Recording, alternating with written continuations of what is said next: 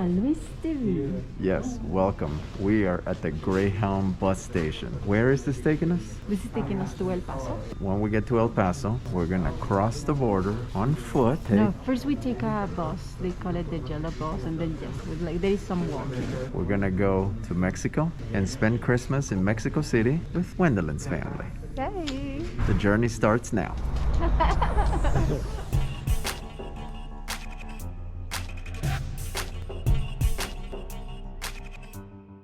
All right, we are at the bus station in El Paso. We just got here and it's still nighttime. We're waiting for the sun to come up so we can go to the other bus station to go across the border. I'm here with all the bags and Wendelin is doing yoga on a Hello Kitty blanket in the bus station. I think I slept like half hour. So, you know, it's gonna be one of those days. All right, it's part of the adventure. We're walking down an El Paso street trying to find our next bus. No, we know where it is. We are not trying to find it. We're just... We are on another bus. This one will take us across the border. The sun has come up, as you can see. Man. But it's affordable.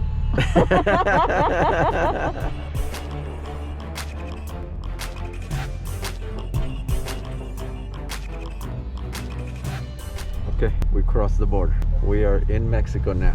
Yay!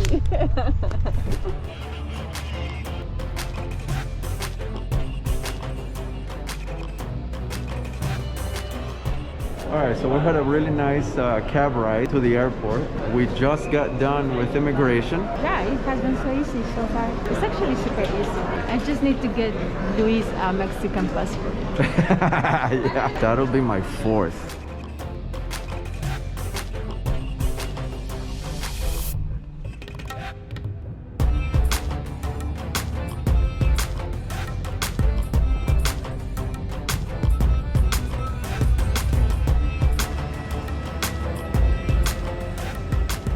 Bienvenidos a México.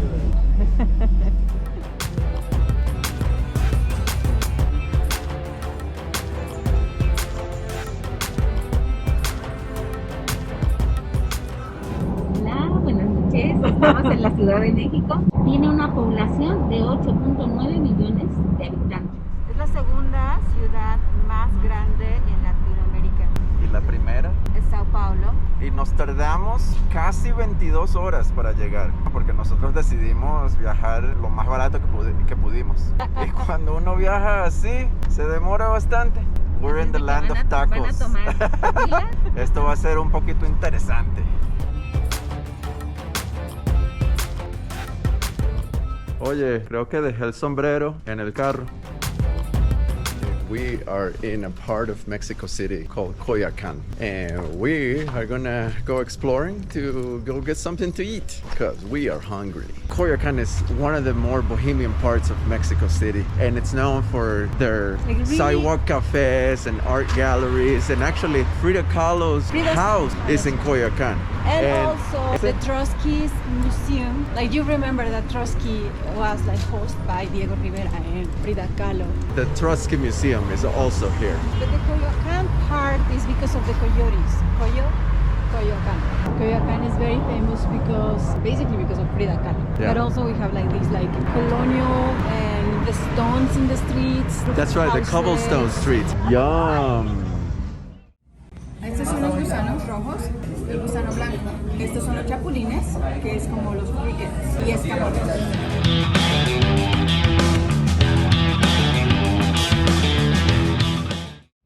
All right, welcome to Luis TV, and this is the first night in Mexico City. We are in Coyoacán. What a better way to start this trip than by eating tacos. We're gonna go to a place called Casa de Tacos, and I think there's something special waiting for us there. De Michoacán, así es, don Mateo.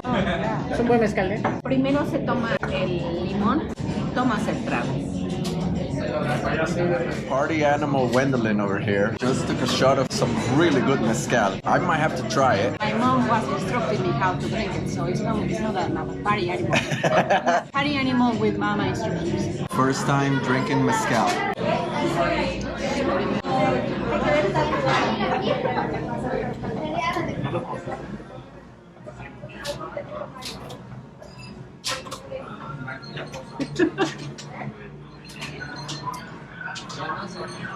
Bien fuerte. No, este es más suave que el tequila. El tequila es más fuerte. Sí, ni cuenta me di. Estos son los gusanos rojos, el gusano blanco. Estos son los chapulines, que es como los crickets. Y es camote.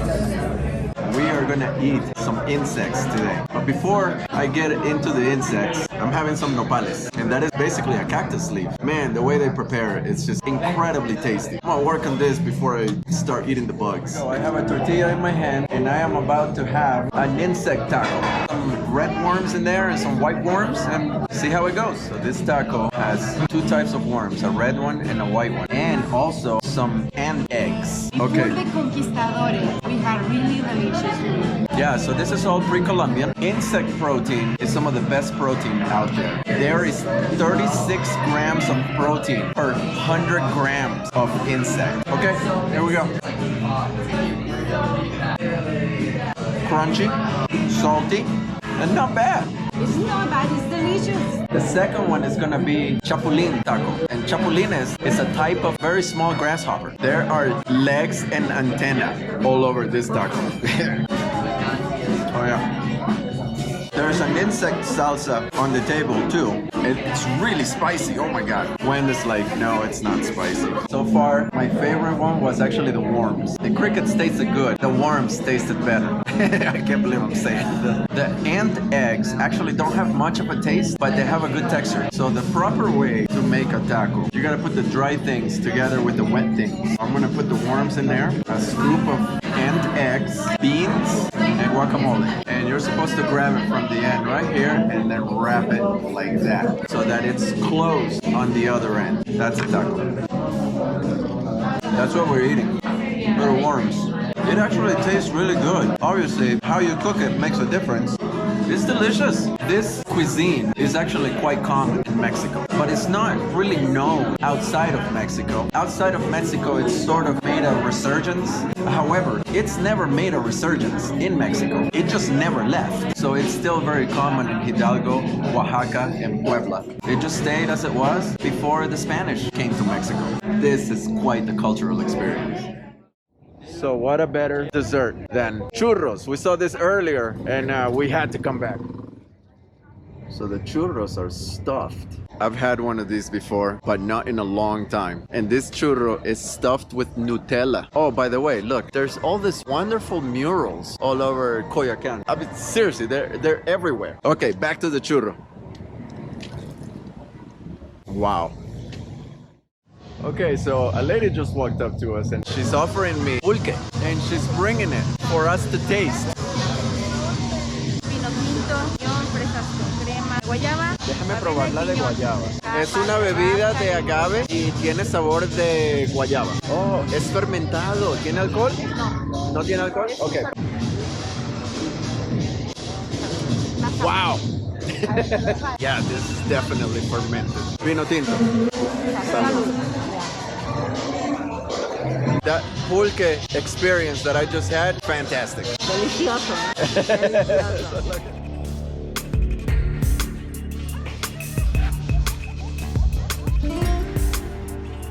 En el episodio de antes, nosotros nos montamos en un Uber. Y en ese Uber, a mí se me quedó el sombrero. Y mira quién acaba de venir a devolverme el sombrero. El señor Víctor Manuel. Gracias, amigo. Gracias por todo. Me devolvió el sombrero. Gracias.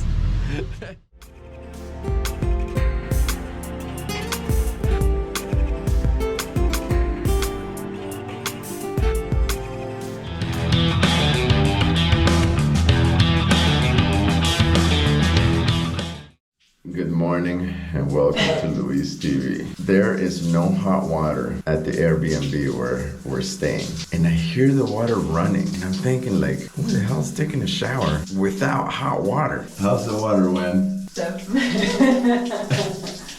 rica, muy rica. Mi amor, ¿quieres bañarte conmigo? No.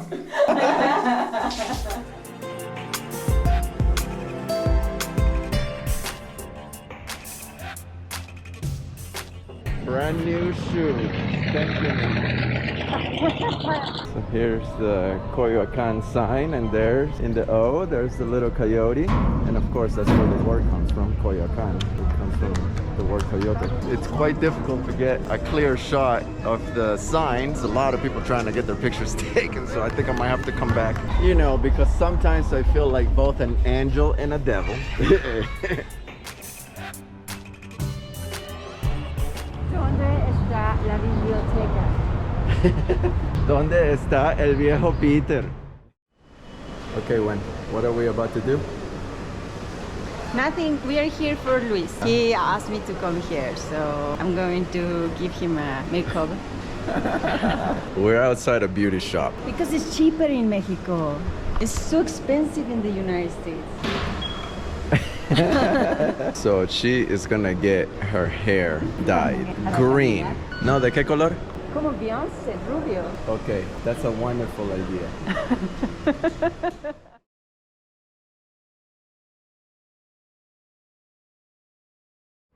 Alright, so we are at the Leon Trotsky Museum, a Russian revolutionary. Actually, he was from the Ukraine. He was instrumental in forming the Red Army, which essentially helped to form the USSR. He was in Lenin's government and was supposed to be his successor when he died, but Joseph Stalin had more support. Anyways, after Joseph Stalin took power of the USSR, Trotsky was exiled. He was a critic of Stalin pretty much for the rest of his life, and I am at his house right now. And as you can see, it looks like a normal courtyard, except that the whole house is walled in with watchtowers everywhere. Now clearly this guy was afraid of people coming to get him for very good reason. People were trying to kill him because he was very critical of Joseph Stalin's government. Okay, so I'm inside the house now, but I just want to show you. These doors are bulletproof and they're heavy. When they were in the house, this was a bunker. Here is actually one of the bedrooms. The bedroom of, I think, his grandson. There's Trotsky's coat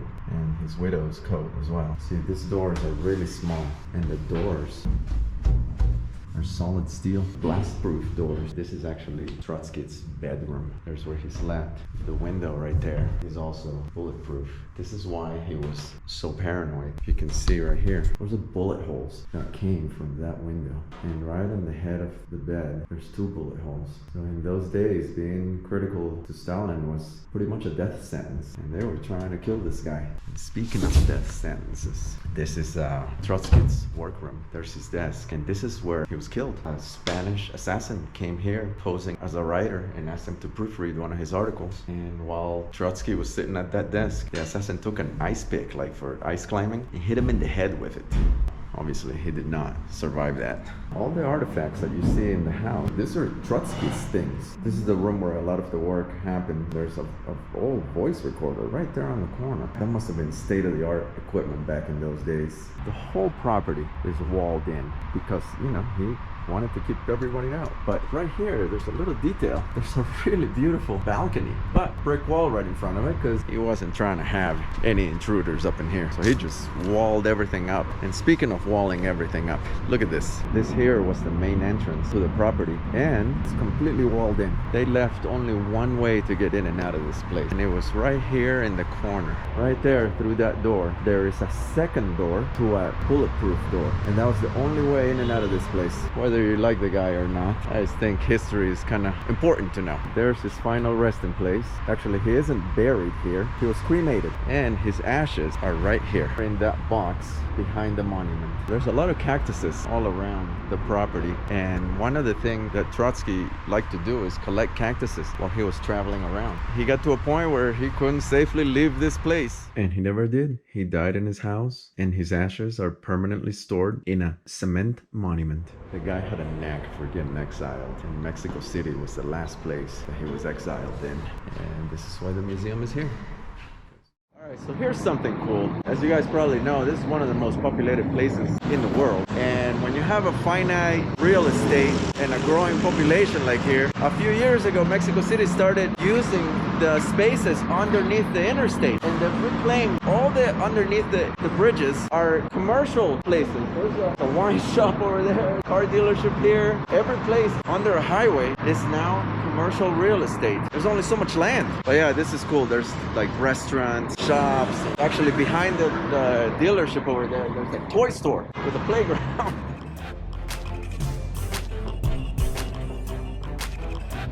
Gwendolyn is in this mall right now getting her hair done. Me and La Suegra have been walking around on our own. So let's go see what her status is. Me gustas con canas y todo, pero quítatelas, güey. Since Gwendolyn is having her spa day, I guess I'll join. I'm gonna get a shave.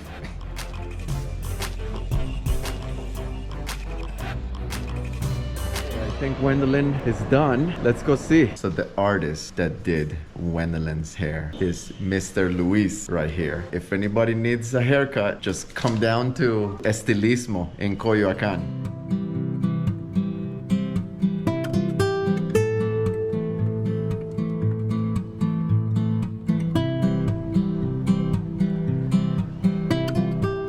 Continuing with the pre-Columbian meals, we have another pre-Columbian meal here. What is this called? Huitlacoche. Huitlacoche. It's a fungus that grows in the corn. Usually we harvest them from July to September in Mexico, but it's pre-colonial. So it's part of our Mesoamerican food. What we do is like the organism grows for a while inside, but actually when it's ready, it goes outside of the corn, and when you peel the corn, you can find it and you know that that's a good one. It's like a gold. And now it's inside of the tortilla. Okay, let's see what it's like. Here we go. Wow, that's really tasty. So good. It doesn't taste like mushrooms. That's so good. I don't even know what to compare the taste to. It's delicious. Huitlacoche. Speaking of foreign pre-Columbian food, here is what they call a gordita. This is another pre-Columbian meal that is pretty much eaten all through Latin America. They call it different things. In Central America, there's a very similar dish called pupusas. And in South America, there's arepas. They're all essentially the same meal. A corn bread stuffed with something delicious in it. In my case, got cheese in it.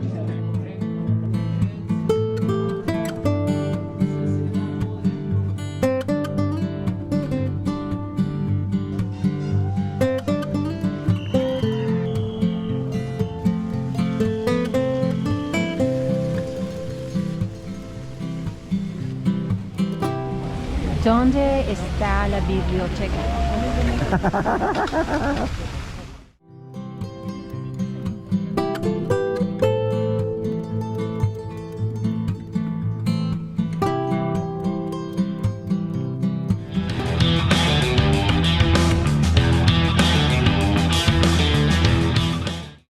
Buenos dias y bienvenidos a Luis TV. What a better way to begin the day than at a place called Desayuno Todo el Santo Día. We're gonna leave Coyoacán today, but not before doing some more exploring. There's a super cool market. We're gonna try to get into Frida Kahlo's house. Just a regular breakfast today. Breakfast was great. $17 for 3 people. That is just amazing. So we're going to a little market, right? Es el mercado de Coyoacán. So it's a artisan market. Yes. Let's go look. So the coyote is what the city is named after. So you see all these little coyote statues everywhere in the city. And also, look at this.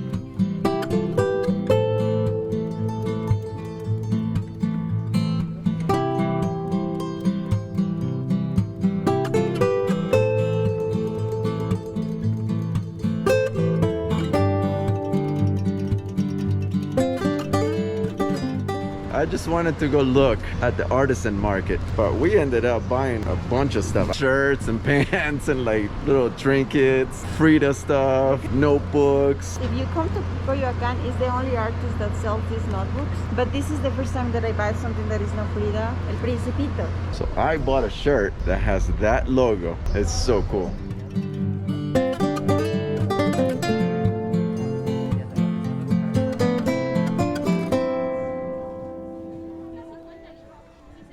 Creo que vamos a quedar un poquito borrachos esta noche. Está bien picante, güey. We're trying to leave in a hurry because we just bought a bunch of stuff, and Gwendolyn tasted all the alcohol. Okay? Not all of them, it's just mezcal. Every time they give me mezcal, why you say no? It is rude to say no. However, she just had like 6 shots of mezcal. There's a small labor protest going on back there, and the police has stopped them. They're not letting them into the plaza. Not sure what the issue is, but they seem very passionate about it. We're walking fast right now because we want to go see the Blue House real quick. There are no tickets to get in. They're sold out, and they're sold out months ahead of time. But I gotta see this place. I can't come this close to it and not gaze upon this thing with my own eyes. We're just gonna go and see the building, I guess, from the outside. Casa Azul is a very iconic location in Mexico. This is where Frida Kahlo lived. ¿Esta o esta? Esta. Esta también es azul, güey. That is the famous Casa Azul where Frida Kahlo and Diego Rivera lived. Let's at least go touch it. Amazing. We can't get in. Wow. The icon that Frida Kahlo became is just unescapable around here. Her image is everywhere you look. Not only can we not get a ticket, the Frida Kahlo Museum is actually closed on Sunday, and today is Sunday.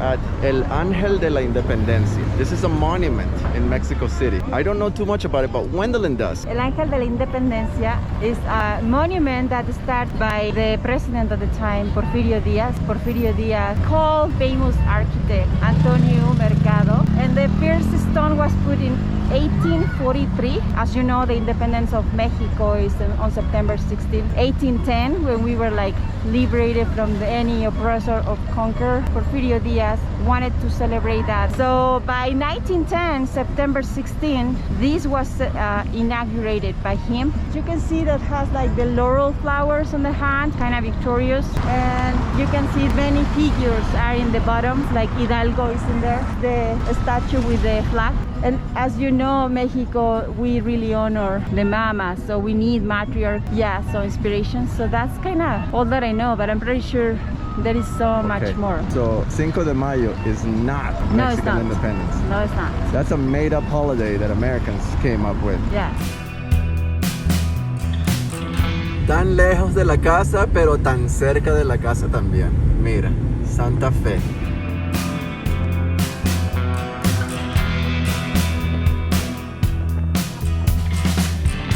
That's right. Gusto de conocerlo. We're in the little town of Metepec, and this is where Gwendolyn spent her childhood and adolescence. Yes, it's famous because we do ceramics, and it's also famous for the talavera. I have so many good memories here. So you can see how colorful it is. And you can see those people, that people over there. Those are my parents. That's your mom and dad? That's my mom and dad. We found them. Are you gonna introduce them to me? We found them. Yes. Let's go introduce you to them. Yeah.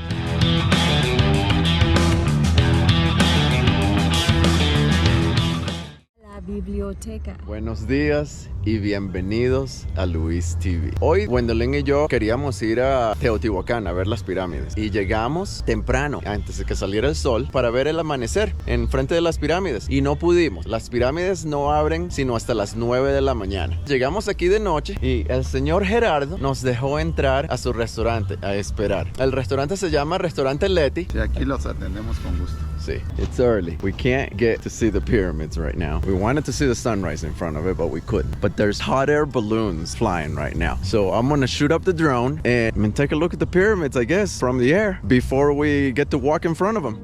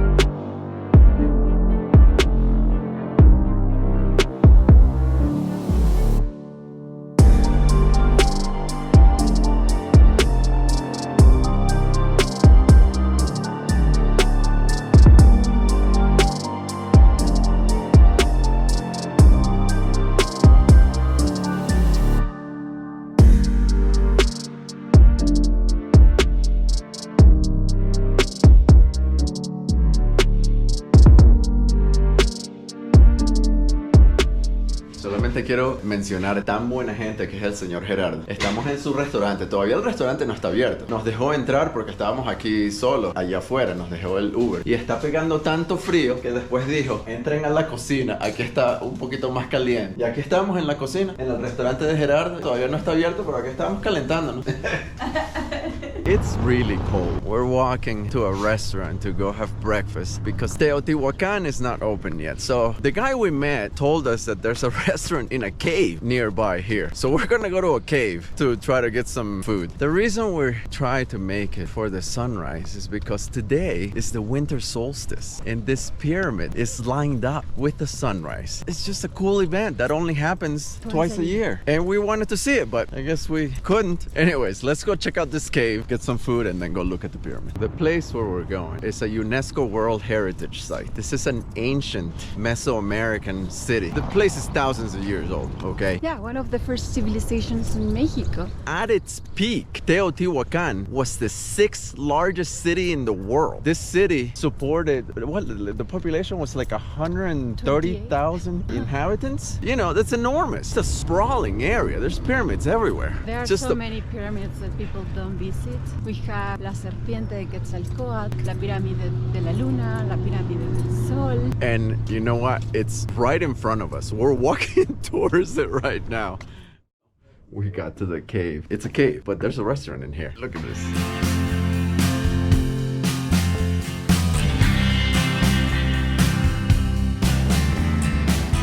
¿Qué te parece? Impressive. Did you see that? Of like his rock? It's a This cave that we're in, this is in the ancient city of Teotihuacan. We don't know what this cave was used for. Clearly, it's been inhabited before for thousands of years. But we know what it's used for now. I mean, seriously, is there a cooler restaurant anywhere? Look at this. I can't get over this. We're in a cave. Well, this place doesn't cease to amaze. We just came out. There's another cave. There's no restaurant here. This is like literally just a cave.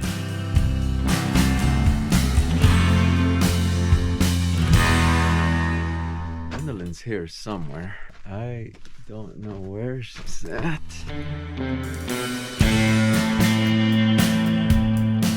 When? Huh? Ah. There you are.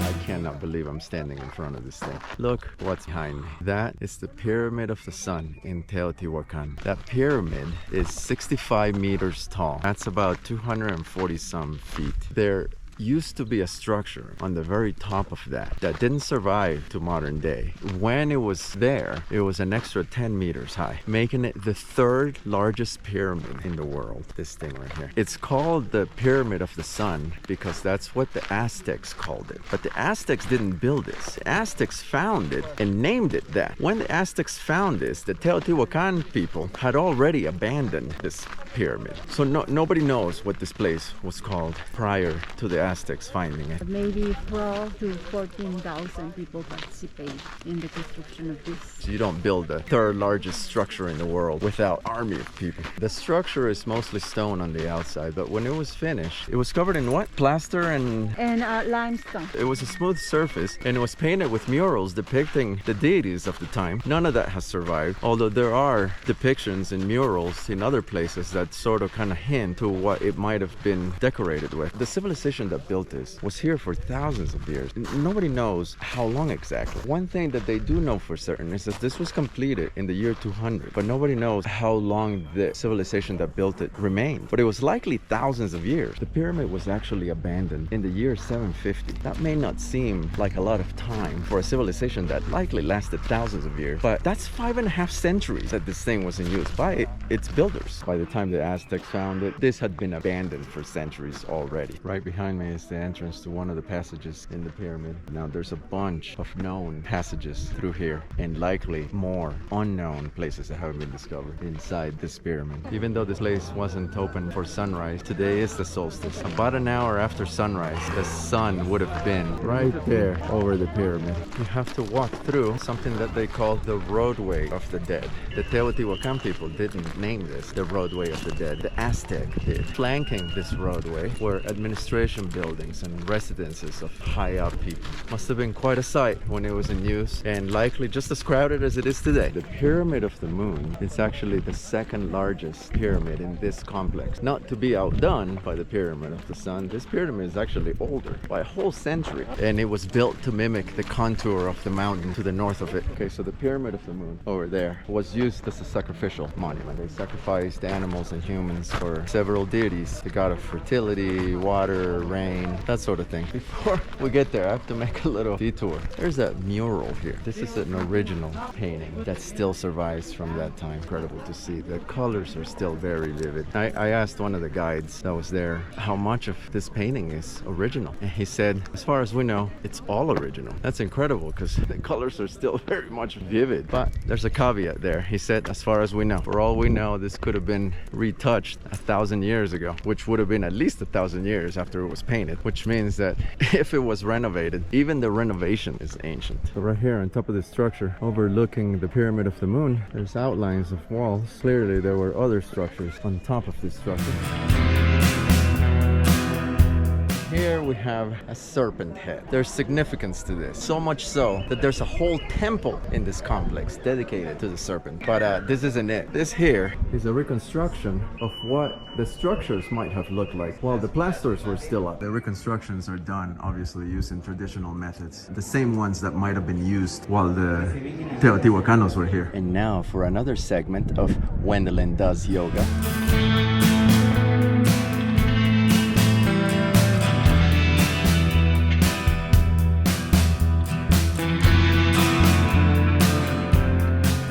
We are at the third pyramid, right there. I'm having a really hard time pronouncing this. Wendelin, how do you say it? Quetzalcoatl. Yeah, it's a hard word to say.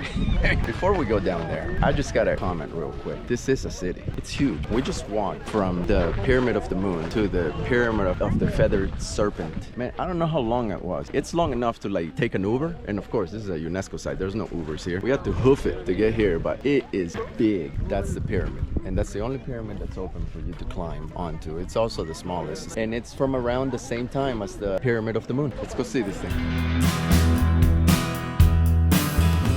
The pyramid is inside a huge courtyard. The courtyard has a bunch of staircases that lead to these structures that have stairs to the top of them, and then there's nothing on top. So there used to be structures on top of each one of these. But again, we don't know what was in there. We don't know what they were used for. Before I go up to the pyramid, there is a tent right here in front of the pyramid. This is an archaeological dig. In the 80s, they discovered a sinkhole over here right in front of the pyramid. And one of the archaeologists went down there and discovered a perfectly cylindrical shaft. He got permission to dig and he went down there and they discovered a whole network of tunnels. They found several people's remains down there and they think that it's the remains of kings or important people. One of the theories is that this whole city is connected by a network of tunnels that pretty much lie as yet undiscovered. All right, let's go up this thing. How steep is this? I could go on my hands and feet. That's how steep it is. From the top of the Temple of the Serpent Feather, it's immediately apparent why they call it that. Let me show you a close-up of its details. Look at this. Here's sculptures of feathered serpent.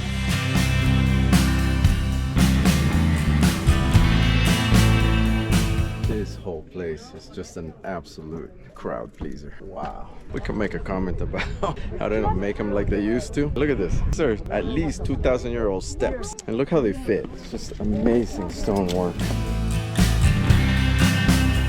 We are in Torre Latinoamerica. This is a viewing deck from the top of a skyscraper in Mexico City, where there's a 360-degree view of the city.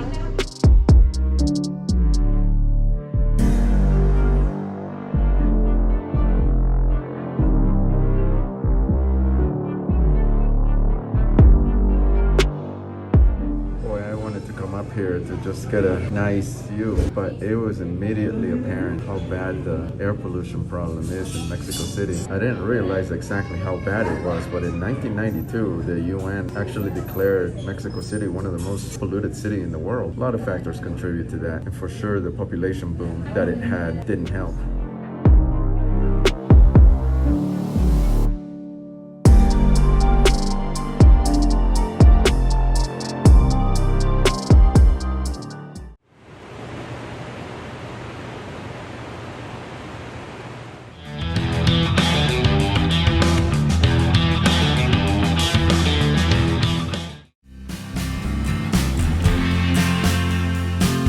We are at the movie theater right now. We are in Cineplex. No, Cinemax. Cinepolis. Cinepolis. Well, it sounds like Cinepolis.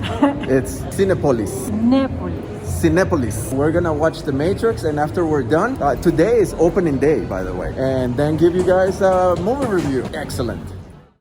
Okay, we just saw the movie. Oh my God, that part where that guy jumped. Oh my God. Wow. Then when everybody fights. Yeah, then when everybody fight. Then when everybody wins. Yeah, wow, we liked it. We will like it. Awesome movie review.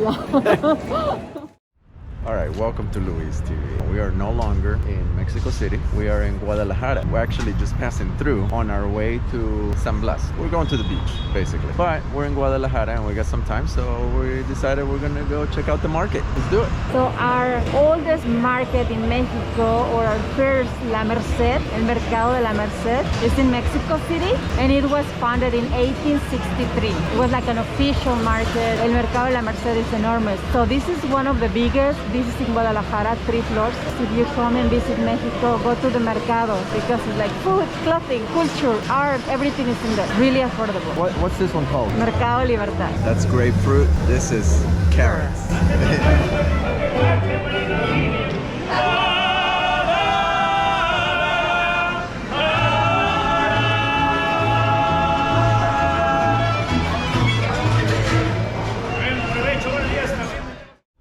Lunch was great. Now we're waiting for an Uber to take us back to the bus station.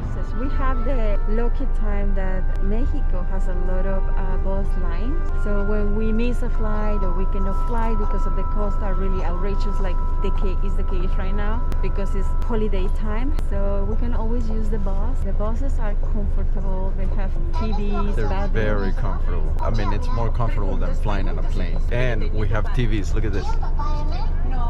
This is great. And it's so cheap to ride the bus. Oh my God.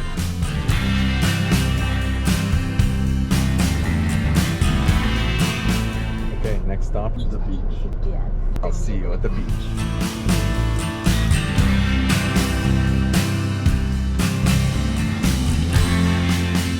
And And after almost exactly 15 hours of travel, we are in San Blas, Mexico, staring at, I can't even put this into words. This is just, look at this.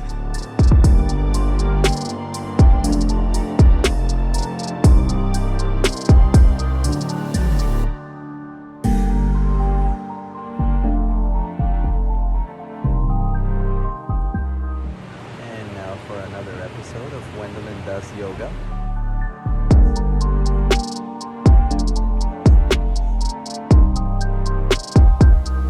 Okay. And the mosquitoes are voracious right now. So let's go find some shelter from the mosquitoes.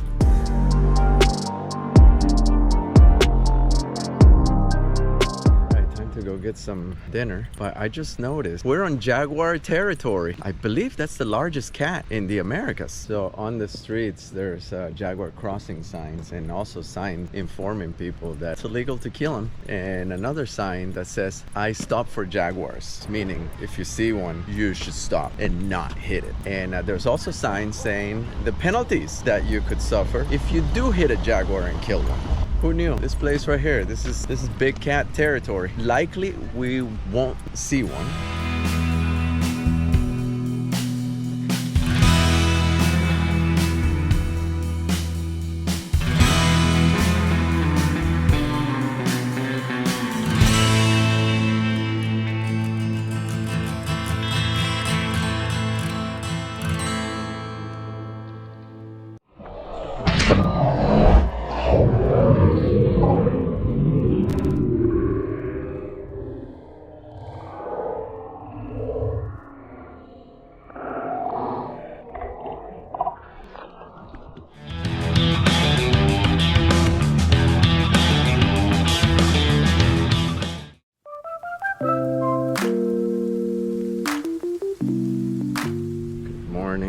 Welcome to Luis TV. I've had a proper lazy morning, as you should have on vacation. I got the drone right here. Let's go fly this thing and see where we are.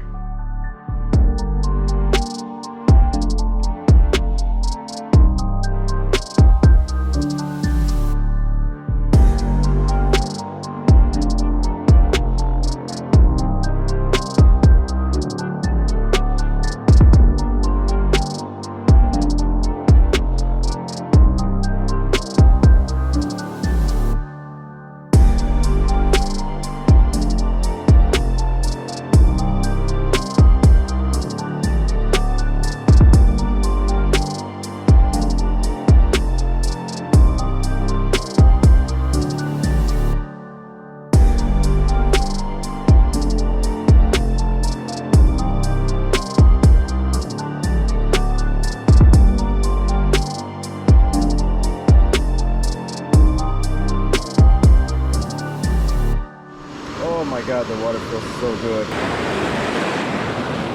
There's a red flag at this beach. Now, it doesn't mean don't swim. Clearly, there's people swimming. That just means that there's surf and possibly rip current here. So let's just be mindful of, you know, nature doing what nature does. So let's just try not to have another Luis TV loss of equipment tragedy. That would suck. Despite that red flag, the water's quite calm. Not exactly sure why the flag is there. This ocean does not look angry like it did when Peter lost his passport.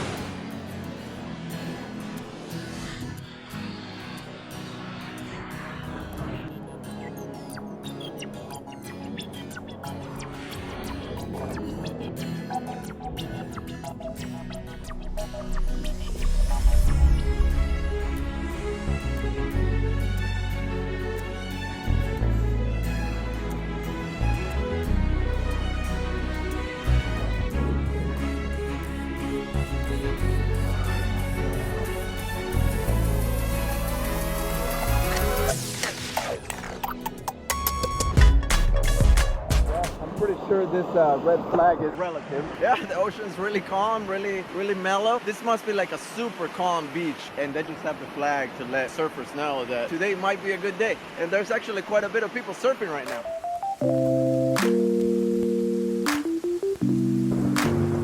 The water is just amazing, but I need to get some chanclas, man, because That's sand. A couple more degrees and that thing is gonna be unwalkable. Now this is a cool thing about where we're staying. I just came off and right here is a rinsing pool. So you can take a dip, rinse all the salt water off. Let's rinse everything. Myself, my ocean camera, and this the pool is like 10 degrees colder than the ocean over there. Okay. Let's rinse this GoPro. Now rinse myself. Oh, this is gonna be cold. But refreshing. We left the hotel, we're in the market. Gwendolyn came here barefoot. We gotta get some chanclas for Gwen. Mira, un poco chanclas ahí. Mira, mira. Hola, estoy buscando chanclas. Mira, aquí tengo varias. Okay, problem solved. Show me. Now what? We need to get you a bathing suit, right? Yeah, bathing. Bathing suit? Check. Now we gotta find Gwen's sister. She's here somewhere. We don't know where, but town isn't that big. Let's look for her. I love this little outdoor market.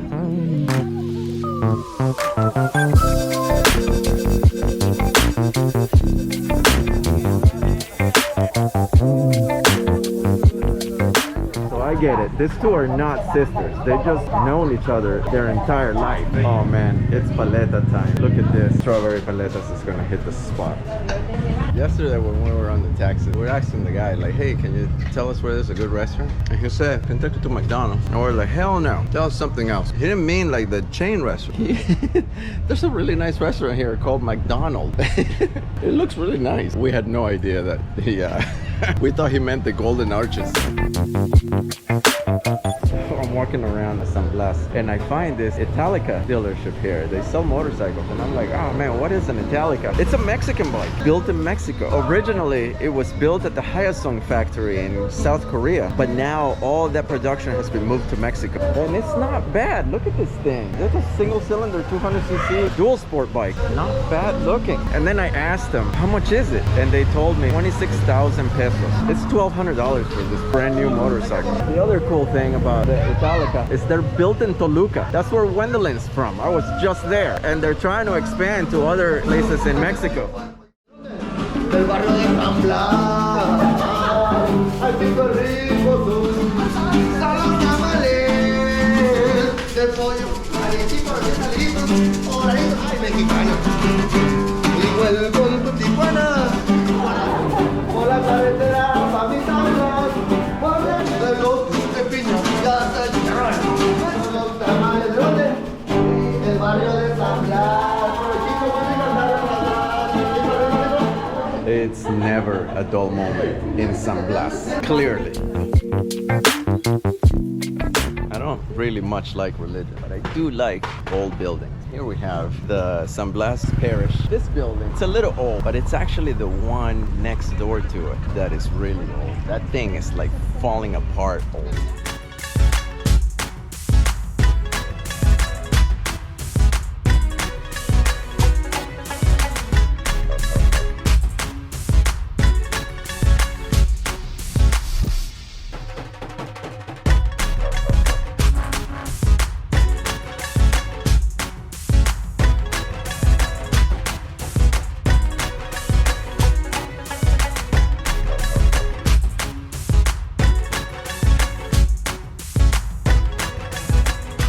Man, I'm totally out of it. You know what I just realized? Today is Christmas Eve. I just like a few minutes I just came to that realization. But we're in the perfect place because this is a tiny little town and I bet you there's probably gonna be quite the feast here tonight. Este compa ya está muerto. Do you want to go for a romantic walk on the beach? Yes. Let me see if I can make that happen. Okay.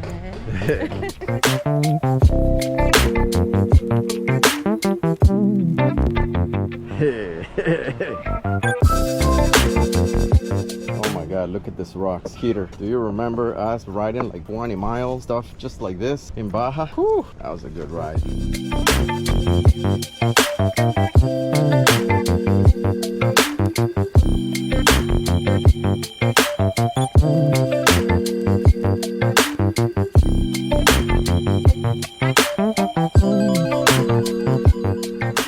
flag I filmed this morning. That was like to my knee in water. It's low tide right now. Check this out. Same flag right there in terra firma. The water's gone.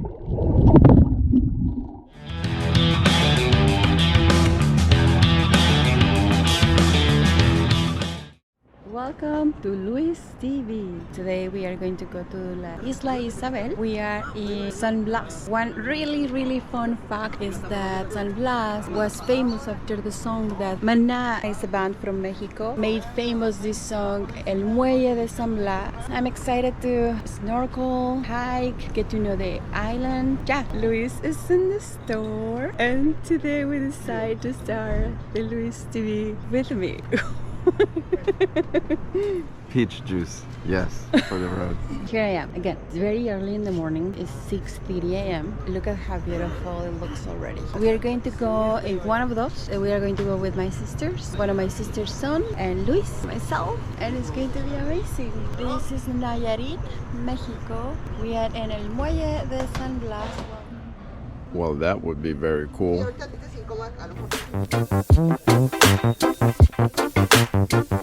Y así es como lo colocas correctamente. Because we don't want to do what Jackie did in the daytime. No. Ah, I got it. You was filming my feet the whole time. Anda para allá al frente y agárrate bien. Sube. Are you the king of what? I am the king of the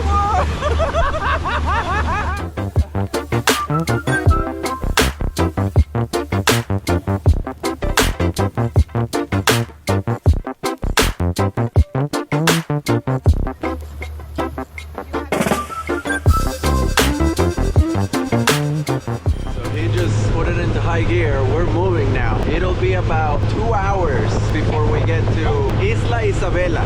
Let's do this.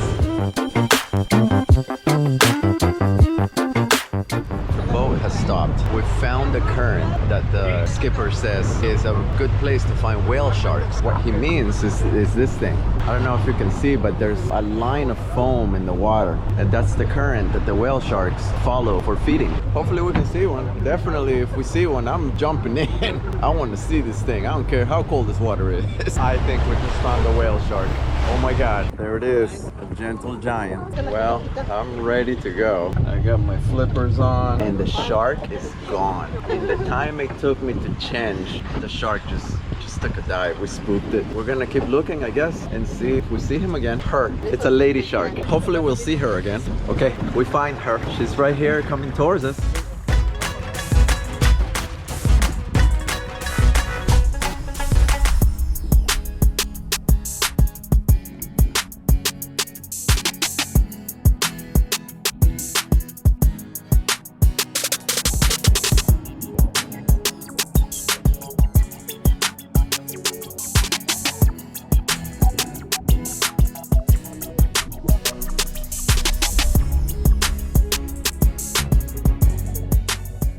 Well, the water is really murky. You can't really see anything. And the shark swam right underneath us. And I barely got a glimpse of it.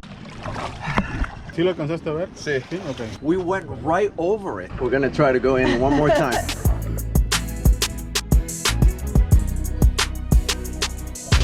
We missed it. That water is so murky though, you can't see anything.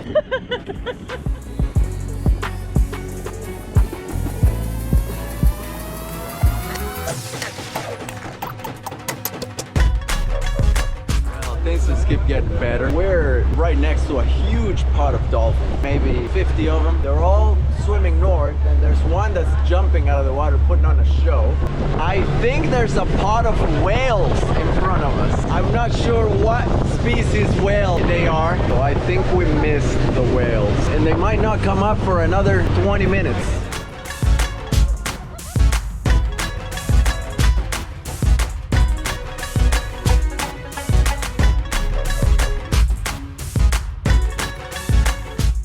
Finally saw a whale. Wow. I think we might have arrived at Isla Isabela. Right there.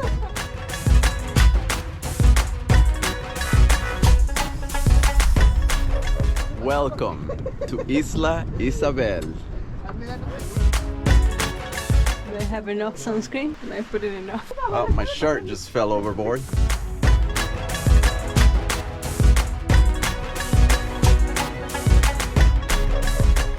We're on shore. So the island is only inhabited by fishermen. This hut that you see behind me is where they set up shop. No one lives here permanently, and there are no facilities. And the island is tiny. It's, I think, 197 hectares. And in the middle of the island, there's a volcanic crater with a lake. We're gonna go see that later. Wayne is laughing at how I'm dressed. I'm wearing my boots and my socks right up to my knee and my bathing suit. But we're gonna take a hike right now. And the first thing we're gonna do is go to a lookout point at the very highest point of the island and get a 360-degree view of the whole place.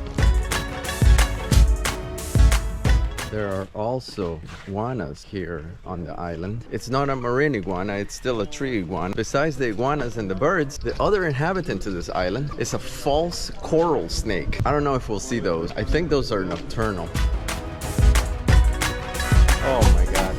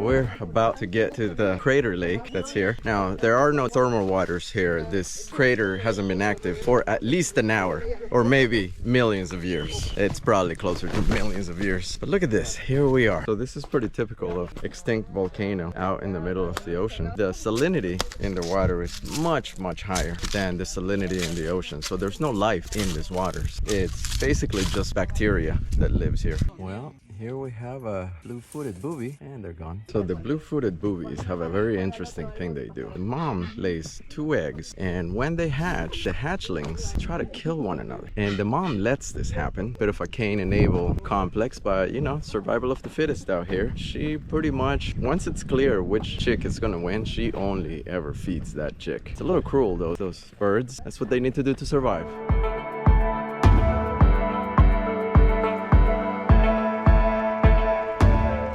Okay, it's snorkeling time. Let's get our stuff on. Ready?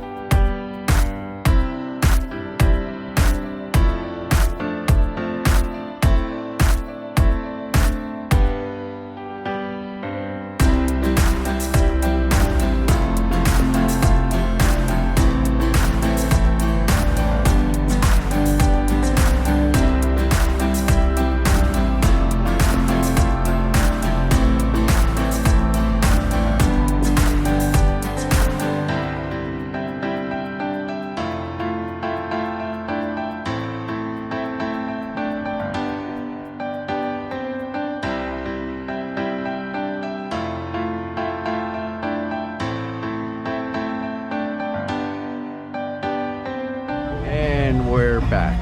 2 hours in open waters to get there, 2 hours in open waters to get back.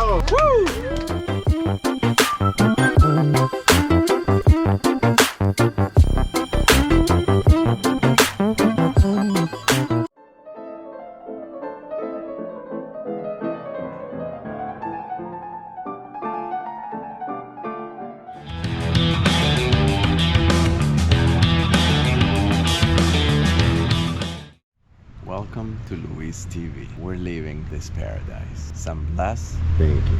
And now we have, what, like 16 hours of bus travel to get back to... Okay, let's go save some money on travel. Yes. We just got off the little bus that we were in. We are in Tepic. And now we gotta go look for the bus station. And here's our taxi right here. And we're gonna finish our breakfast, which is our leftovers from last night. We made it to the Tepic bus station. Now let's get a bus ticket to Guadalajara, no? Mira cómo dice ahí. Gordito. We got our tickets, but we don't know where our bus is. Likely it hasn't arrived. But man, these buses are so nice. These are like 2-story buses with like facilities underneath and cargo underneath, and then all the passenger stuff upstairs. Things are better than airplanes. Que modernos. Welcome to Guadalajara. We just got here. It's sunset, all day in the bus, watching good movies in the bus, yes, without headphones because we forgot them.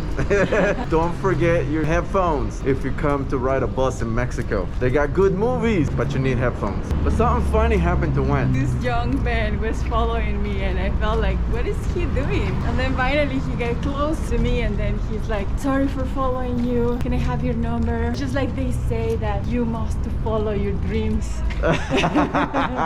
That's a good one. Alright, we got some time before the bus leaves, so let's go get some dinner.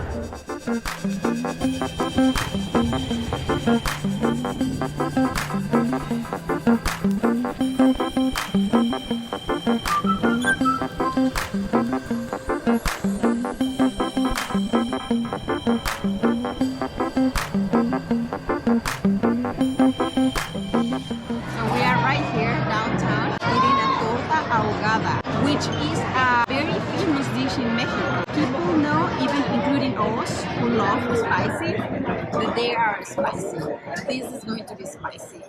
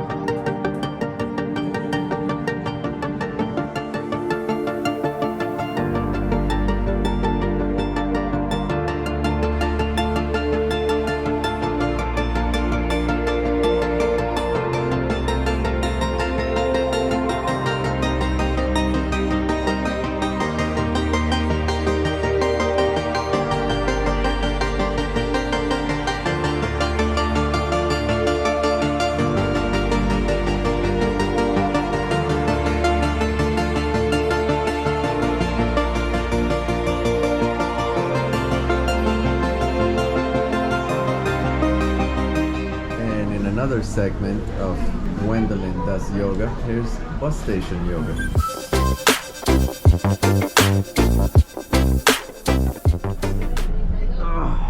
And good night.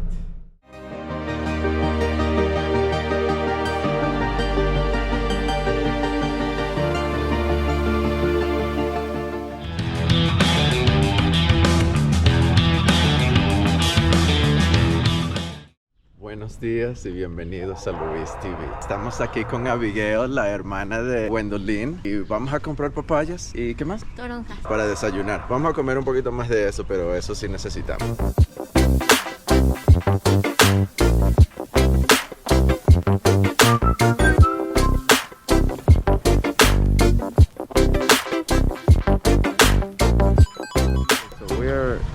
The center square of a town called Metepec, which is where Gwendolyn spent her adolescence. I grew up here. This is really cool. There's a fountain here, and over here is a metal ornamental cactus with locks on it. Do you know the significance of all the locks? No, well, the agave has a lot of significance because we own the agave. Metepec means hill, like the mountain of the agave in Nahuatl. Nahuatl is one of the indigenous languages. There's a nice little mermaid here. So that mermaid is La Planchana. It's a depiction of a folktale around here about this amphibious sorceress that has been seen with a fishtail for the fisherman, a snake body when she's angry, and walking on two legs when she's looking for the man of her dreams. When she wants to enchant a man. Yeah.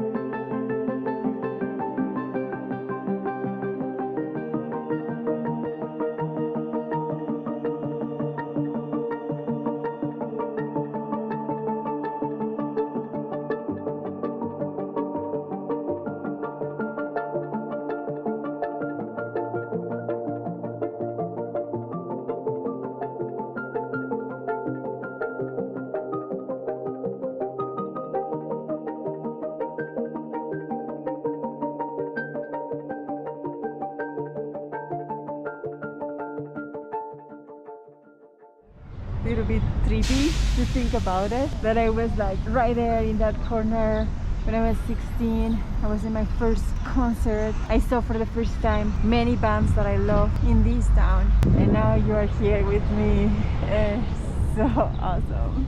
Apparently, there's a hill next to this place. So we used to call it El Calvario. So sometimes it was like, ooh, somebody went to El Calvario. And I was like, don't say it, don't say it. Then unfortunately, you knew because a lot of couples got pregnant at that time. You knew that they went there. Now it's funny, right?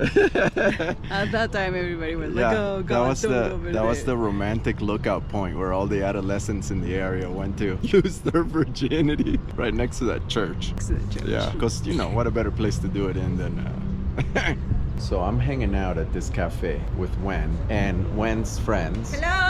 Vania's daughter Fernanda and Daneri, and they have brought me a shot. This is apparently a shot that you must have when you come to Metepec, and it's the liquor that's made by the owner of a bar here called Dos de Abril. And that's the only place you can get it, and the recipe is a secret. Nobody knows what's in here. They've been making this at this bar since 1932. I don't know what it tastes like. They say it's delicious. The myth says that this cures everything. Let's try it.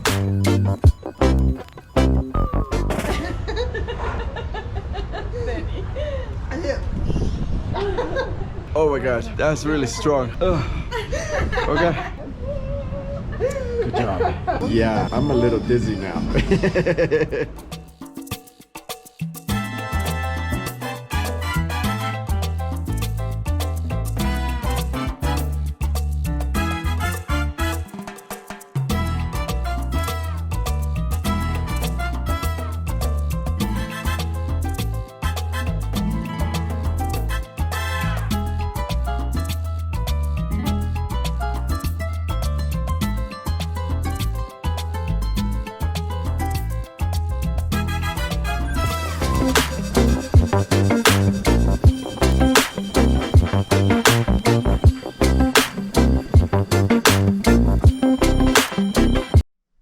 Que siente que es lo más importante en la vida. Pues ser amable y ser cariñoso y ser buena gente. Eso es. No ser orgullosa, no ser fastidiada ni no.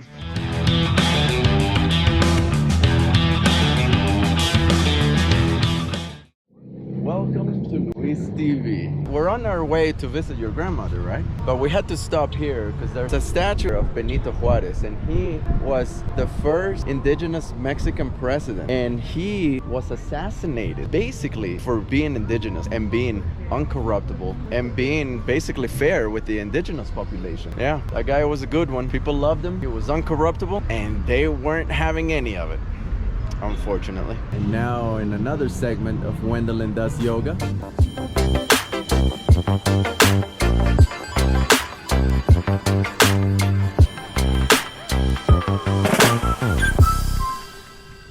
Okay, so this is very important. She's taking me to meet grandmother. That is the matriarch of the family, and that is very, very important in Latin cultures. She's 93 years old, and we have to exercise extreme caution. We're gonna wash our hands and wear our masks when we're in her presence. We don't want nothing to happen to the matriarch. So Wendelin's parents are building a house out in the country, in a little compound where a lot of their relatives live. The construction's all brick, so these buildings are essentially forever. Nice place. Lots of room in here. It's gonna look nice when it's done. Look at all this room. It's not a bad place to retire.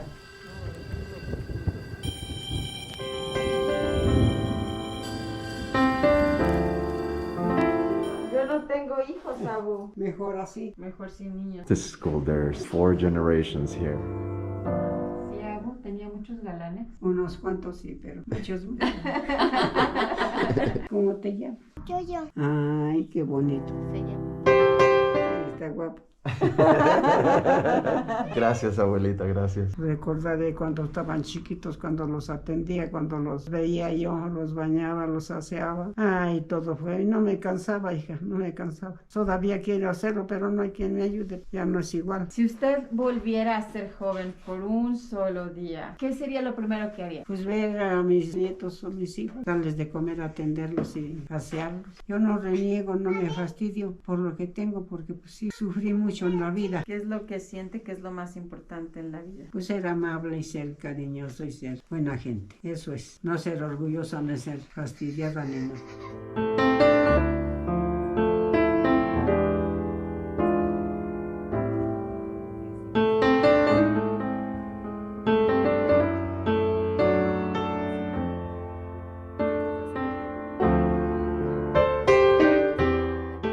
Ser feliz, portarse bien, tener cariño y voluntad y tener paciencia con lo que te vas a estar batallando todos los días. Y te quiero y siempre te he querido mucho. Cuando llegues allá me demandas un saludo ya con tu mamá y ahora cuando vuelves. Voy a intentar regresar pronto.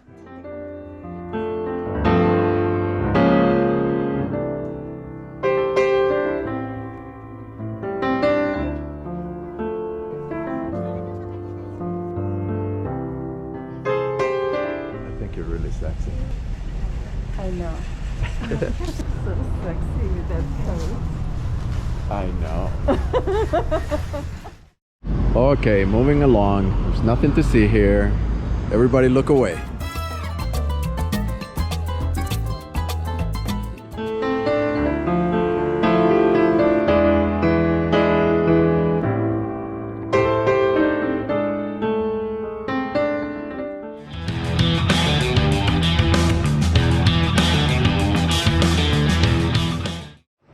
Welcome to Luis TV. We are in downtown Toluca and we're about to go to the Cosmo Vitral. It's a greenhouse. Yes, it's like our treasure of downtown. All right, let's go see it. So the botanical garden that we're gonna see is in the building where the 16th of December market, that's a market here in Toluca that was built to mark the centennial of Mexico's independence. This is the building where the market used to be. Now it's a botanical garden. It's this thing right here.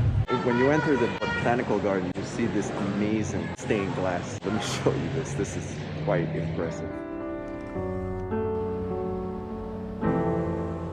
This botanical garden was built as a way to preserve this building that we're in, and the stained glass that basically covers the entire thing. A lot of artistry went to make this building, and man, I don't know how to explain this, but it's like the stained glass windows, it's like they're on fire, they're so bright.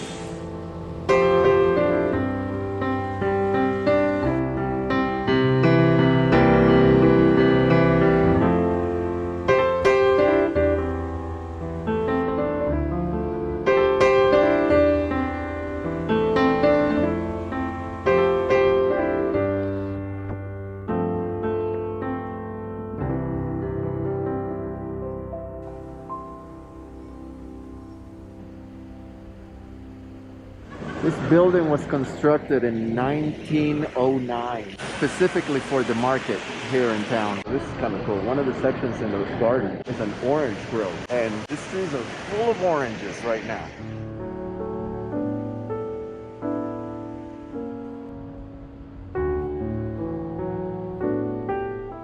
They have 4 very distinct climate zones here. One of them is tropical in one corner of the botanical garden, and clear on the opposite end there's a desert climate zone. Obviously they keep them as far away from each other as possible, but look, they have rainforest over there and desert right here.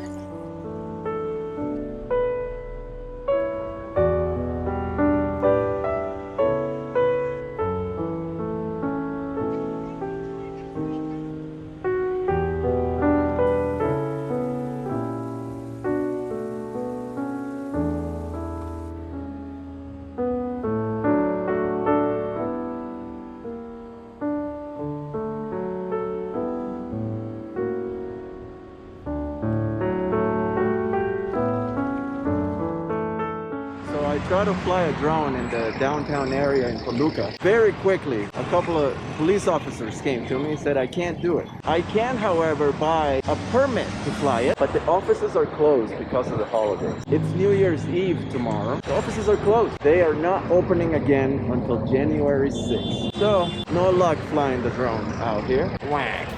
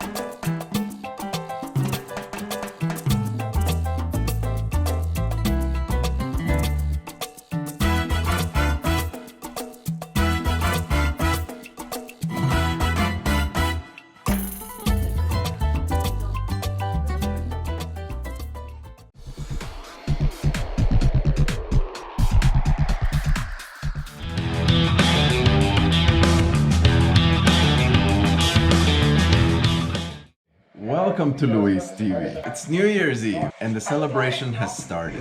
Gwendolyn's dad has served everyone a shot of mezcal. Everyone has a shot of mezcal, including myself. Lupe never drinks. I never drink. I never drink. But Gwen's dad insists that we start. Never drinks, by the way. He never drinks, but he insists that we start celebrating already. It's 3 p.m. Salud. Okay. Salud.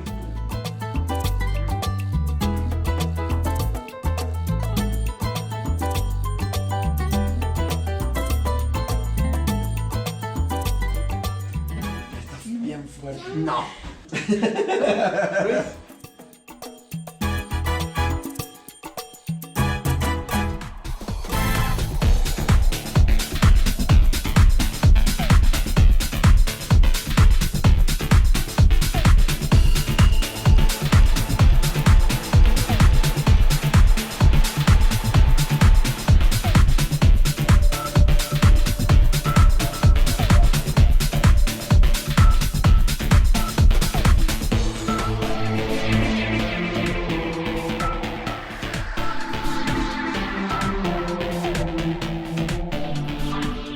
So Gwendolyn just got her nails did for $7.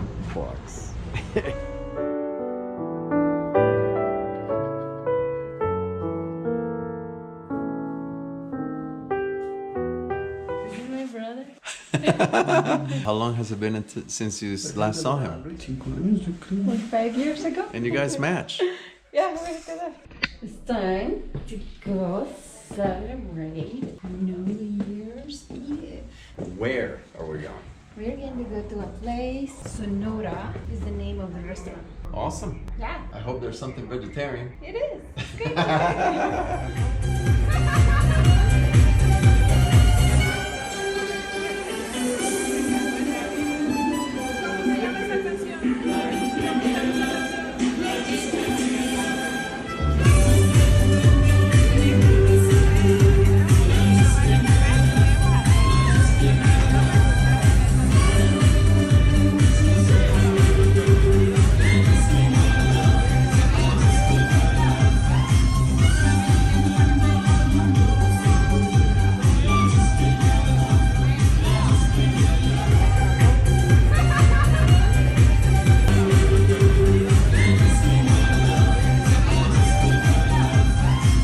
with the exchange rate being so good, we managed to land a reservation at like one of the nicest restaurants in Toluca. Let me tell you, this is fancy, fancy stuff.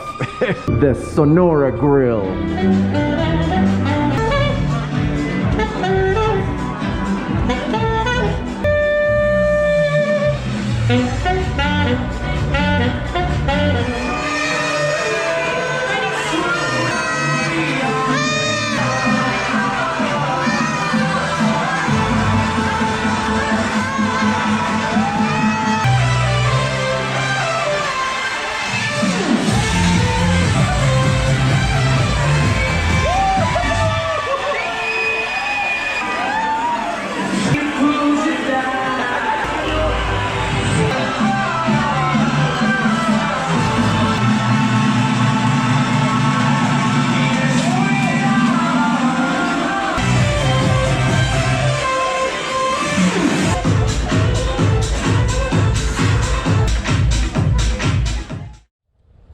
And after a little more than 2 weeks traveling, we finally came back to pick up our dog Chula. Just get her going.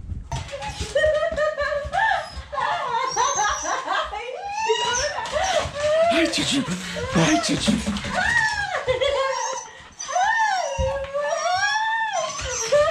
Hi, Chuchu. Hi, Chuchu. Hi, Chuchu. Hi, Chuchu. Oh, Chuchu. Oh, Chuchu. Hi, Chuchu. Hi, Chuchu. Hi, Chuchu. Yeah, Chuchu. Yeah, Chuchu. Hey, baby. Oh, my goodness. Oh, my goodness. There you are. Forever, Chula. Oh, are you so excited? Are you so excited? I told you she was coming back. I told you she'd be back. How much did you miss Chula? Chula, how much do I miss you? I don't know. It's not a measurement for that, but of course, I thought of her every day. You saw me. Yeah? I was like showing you pictures of her. I think I am codependent. Yeah, I think you are. I think she might be. And we finally made it back. Good job. Good job. And cut.